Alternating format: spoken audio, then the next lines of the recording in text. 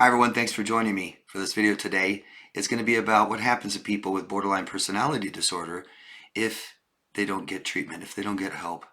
Untreated BPD. What happens? Now, this isn't for all. This isn't for everyone with borderline personality disorder.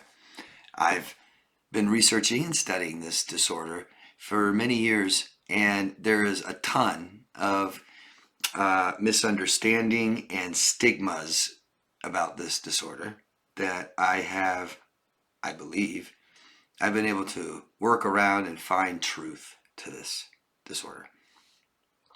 I'm not a doctor. I'm only a certified professional coach. I've had lots of lifetime experiences with people with this disorder. I've had tons of years of experience helping people that have had people with this disorder in their life. And like I said, I've studied and researched this. I've talked to tons and tons of mental health professionals about this disorder. So I think I have a pretty good understanding. Anybody wants to tell me I'm wrong, please tell me. But you have to tell me where or how. All I usually get is people saying that I don't do this, or you're all wrong. Well, tell me where. I want to know. I want to be correct. I'm doing this to help people. Not so much with this disorder, but people that have people with this disorder in their life. That's what these videos are for. This is a very serious mental illness. But it doesn't have to be permanent. It doesn't have to be for everybody. I hear that, I've heard, haven't seen, doesn't mean it's not true. I've heard that some people can simply grow out of this disorder. I've heard many people say that God will cure this disorder for you. I don't know about that. Typically, what I've learned is it could take up to 10 years of therapy, dialectical behavioral therapy, for this to go into remission. It can often return. And age is a big factor. I'll get into the 3-4 most important factors in a minute. This is a personality disorder. This is not who they are. It's not just a fault or something in their personality. This is mental illness. This is developed, and we hope because it's developed, it can be changed. Borderline personality disorder is a disorder that is on a spectrum. And I think two important factors are spectrum and functionality. People can be high and low spectrum in this disorder and also high and low functioning. What are they together? Helps determine where they are and odds of getting better. The clients that come to me and what my videos are about when I'm talking about this disorder, I'm talking about higher spectrum or lower functioning, or both. Higher spectrum, lower functioning. This is what I'm talking about. This is why I discuss people with this disorder and their behaviors, toxic behaviors, abuse, exploitation, stuff like this. And then there's people, I'm sure, that have borderline personality disorder that don't abuse and exploit people. I would never say that there aren't. I would bet that there are.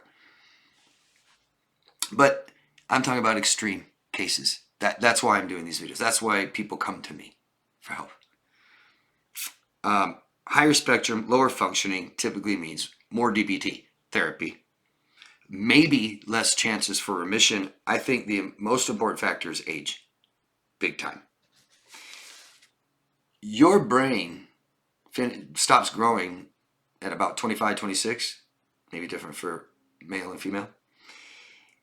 And your personality begins to develop as you enter adulthood.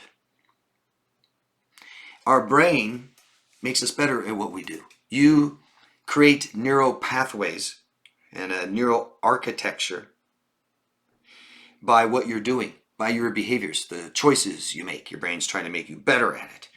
Better and better and better. Building neural pathways as you keep doing these behaviors. It's like once you start lying, it gets easier and easier to lie. You become less aware of it. It's not as big of a deal. They say don't drink on the job. The first time's the worst. You may keep doing it.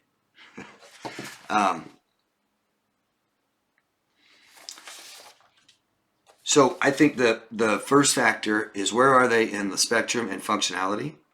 Second factor is age.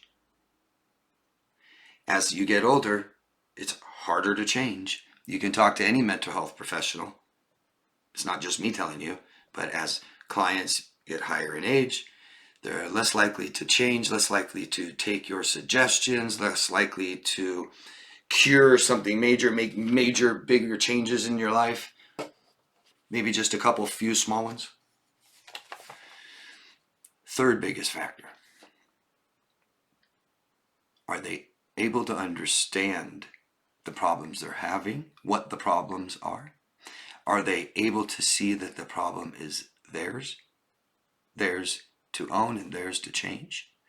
And are they willing to do anything and everything to get better?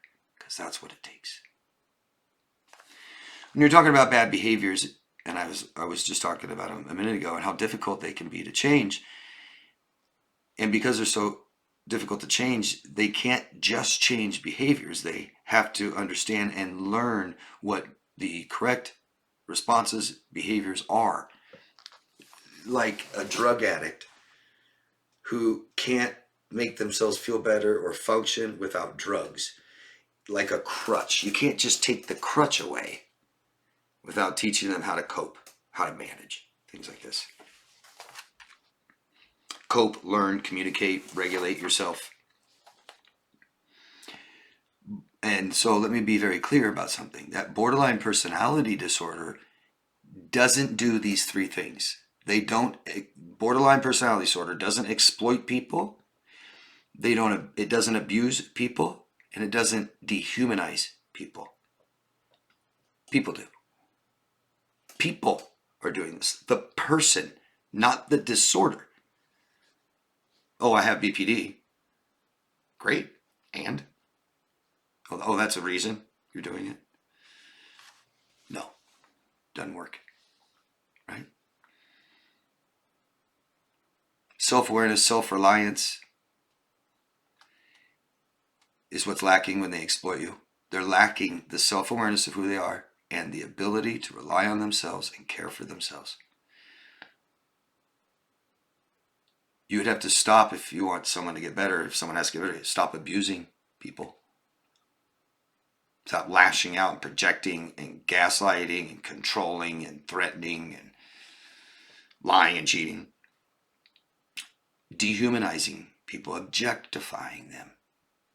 Sexual objectification, financial objectification, emotional objectification, physical objectification. Believing a person as an object. Has anybody out there done that? That as far as you know, doesn't have borderline? Or if you do, whatever. I mean, I've never dehumanized someone to a sheer object. They say sex, almost all sex is in a way dehumanizing. I kind of think of it as like, if I want to stop dehumanizing people, it would be the same as finding the human in my microwave. No connection, no relating.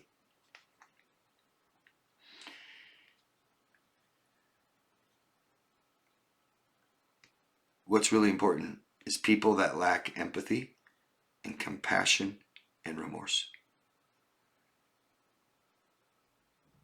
Something to look at, someone that might have this disorder, or something to look at yourself if you might have this disorder. Do you lack empathy, compassion, and remorse? Does the person in your life with this disorder lack empathy, compassion, and remorse?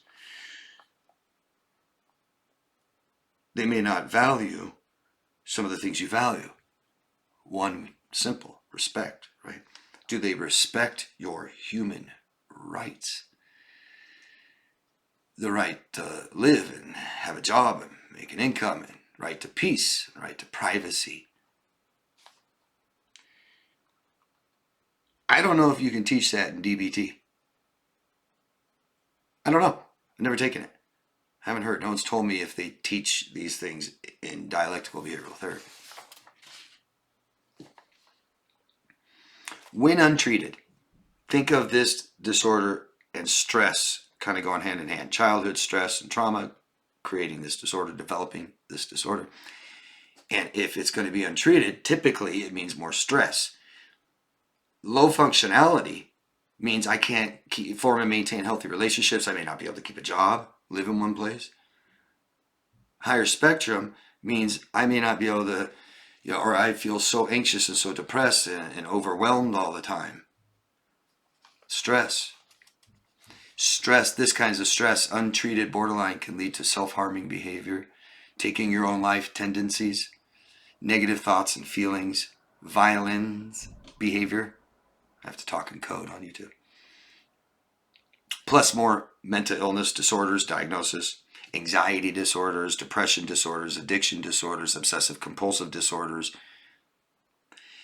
dissociative identity disorder. It can lead to antisocial personality disorder, you're a sociopath. 40% of people diagnosed with borderline are also diagnosed or also have narcissistic personality disorder. Worse symptoms, higher spectrum is what that means. If you think you have borderline, or you do, or if you think you have, you want to know, get a professional diagnosis. Don't diagnose yourself. Don't come ask me. And get professional help. Get professional help. No matter what, we can all become better versions of ourselves. Yeah. And everyone can heal from trauma. So if you have the disorder or you don't, regardless, you can become a better version of yourself and you can heal from your trauma. The other parts, dehumanizing and stuff like this, abusing, I don't know about that part. If you're a victim, if you have someone in your life with this disorder, if you have a relationship with someone you believe might have this disorder, you might need to step outside this relationship and tell somebody else and ask for help. Talk to somebody who knows what they're doing. Okay? I'd appreciate it. Thumbs up. Subscribe to the channel. You can find me at daviddemars.com if you'd like coaching. Please ask me any questions you have. Love yourself first. Thanks, guys. Bye.